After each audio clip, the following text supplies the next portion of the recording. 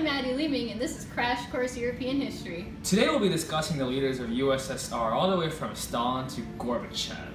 And in doing so, we're going to explore how the Soviet style of government and their leaders became the envy of the world, so much so that everyone else thought they were the coolest dudes on the planet. What's that, Don? Nobody thought they were the coolest people on the planet? Understandable.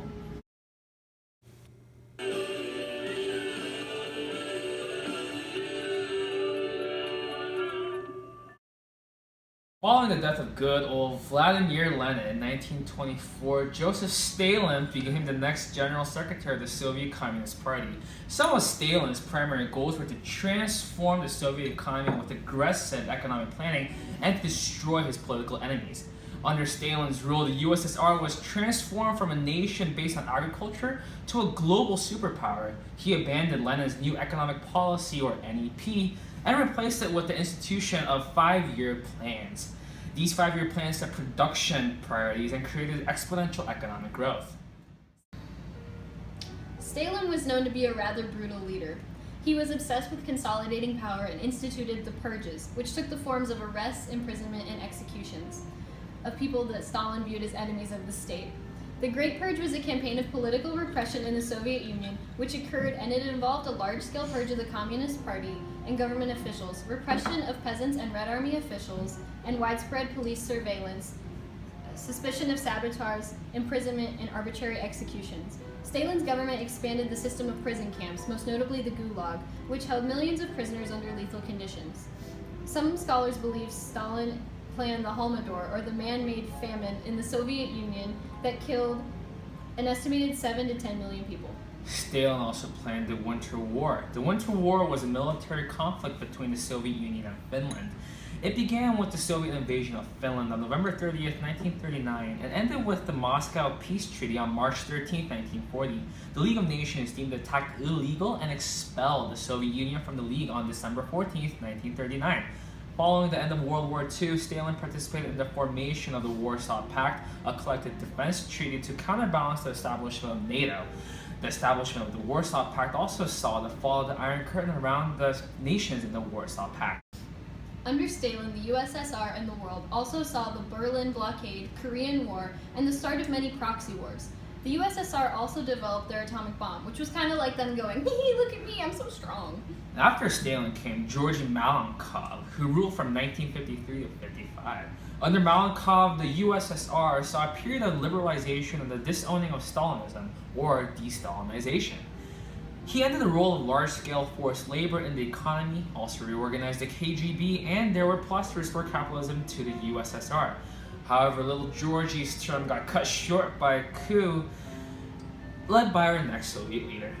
Yes, Malenkov was overtaken by Nikita Khrushchev in 1955. Khrushchev immediately initiated what was called the Thaw, or what can be described as openness and contact with other nations.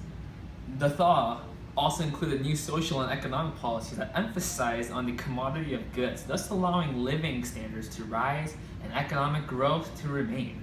Maddie, do you know what the most well-known example of the Thaw was? Why, yes, I do. It was the famous kitchen debate between Richard Nixon and Nikita Khrushchev, or as I like to call it, the all-out, knockdown, drag-out between Nixon and Khrushchev. It was one giant "my country's bigger than your country" debate. Very true. Khrushchev also instituted a reintroduction of anti-religious campaigns during his time. Orthodoxy, which had been accepted under Stalin, was now under attack. There were also many riots and revolutions in the Soviet Union's puppet states of Poland and Hungary. During the time of Khrushchev, the USSR began investing heavily in innovation and development of space technology. Sputnik 1 was launched on October 4th, 1957. He also encouraged collective farms and set plans for increasing productions of commodities like corn, dairy, and meat. During this time period, we also witnessed the Cuban Missile Crisis, the construction of the Berlin Wall, bad harvests in the USSR, and the ideological split with China, another powerful communist country. Next up is Leonid Brezhnev. Throughout the Brezhnev era, the stabilization policy included ending liberalizing reforms of Khrushchev and clamping down on cultural freedom. The KGB regained some of the powers it enjoyed under Stalin, and though there was no return of purges.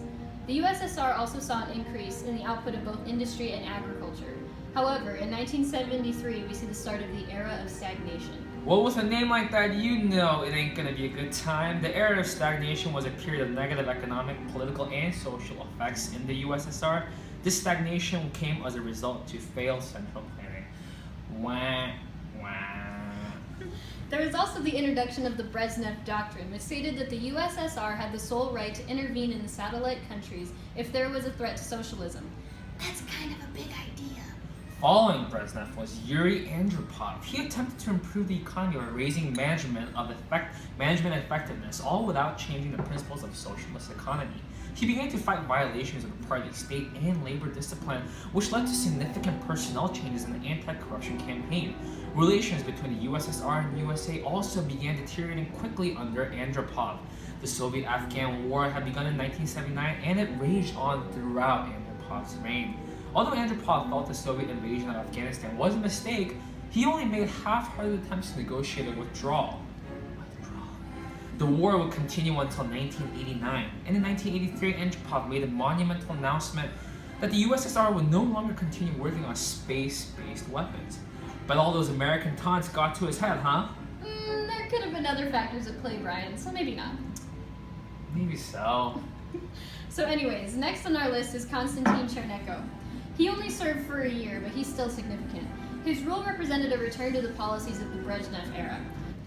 Chernenko did support a greater role for labor unions and reform in education and propaganda. He also was able to negotiate a trade pact with the People's Republic of China. However, when looking at his overall reign, he didn't do that much to prevent continuing escalation of the Cold War. And now, it's time. The man you've all been waiting for. It's Mickey Gorbachev! Yes, it's time for everyone's favorite leader, or probably the one you've had the most experience with, Mikhail Gorbachev. Following the era of stagnation that began under Brezhnev, good old Gorby wanted to revive the Soviet economy. I mean, I'd hope you'd want to revive your economy. It's not like you can really do anything when it's bad. Gorbachev initiated many policies during his time. There was that Russian term, "Gospodyamka," or state acceptance or of production, perestroika, or restructuring the Soviet political and economic systems, and glasnost, or openness, that gave Soviet people freedoms that they had never previously known, including greater freedom of speech. By relaxing bureaucracy and censorship, Gorbachev hoped to transform the Stalinist regime into a more modern social democracy. Gorbachev also fostered a renewed desire to improve relations and trade with Western nations and reduce Cold War tensions. He made important nuclear disarmament agreements and began to withdraw Soviet troops from Afghanistan. Gorbachev's actions effectively triggered the end of the Cold War. And as time went on, the democratization of the Soviet Union and Eastern Europe had irreparably undermined the power of the centrally planned Soviet Union and Gorbachev himself. Gorbachev was elected as the first, and as it turned out, only president of the Soviet Union by the Congress of People's Deputies, and would later be overtaken by a coup led by Boris Yeltsin.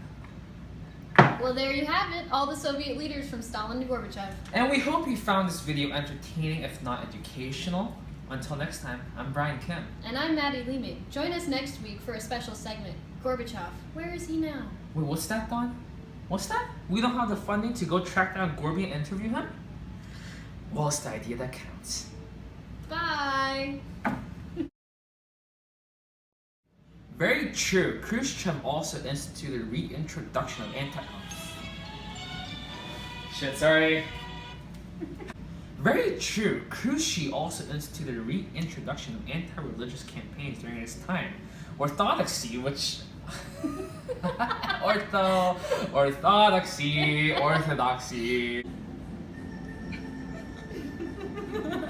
Under Stalin, the USSR and the world also saw the Berlin blockade. Yep.